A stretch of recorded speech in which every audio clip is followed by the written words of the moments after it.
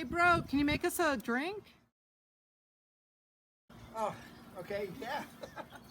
We did make it through the heat wave here. It was 116 the other day. It's a lot cooler now. Okay, let's do it. I got this nice tequila from a friend here. Got some fresh pineapple, a little bit of coconut. See what we can do here.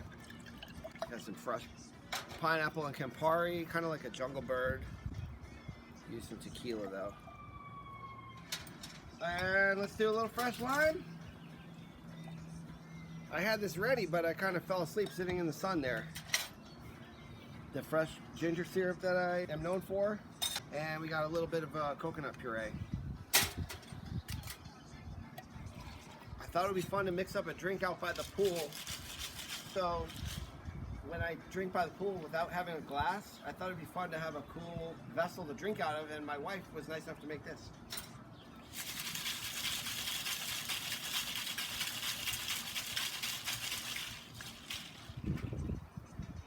Oh, this looks good.